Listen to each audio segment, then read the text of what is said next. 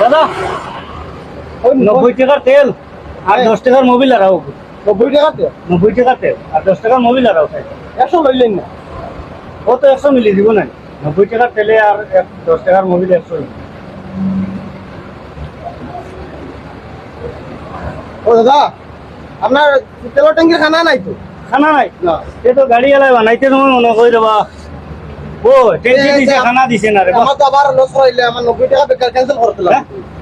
কিন্তু শুধু 90 টাকা দিতে লাগবো? শোরুমের ভুল হইছে রে। আরে 90 দিতে লাগবো আমার। টাকা দিলাই মোরে বা শোরুমও ফোন করি ট্যাঙ্কি দিল, ট্যাঙ্কির খানা দিল না।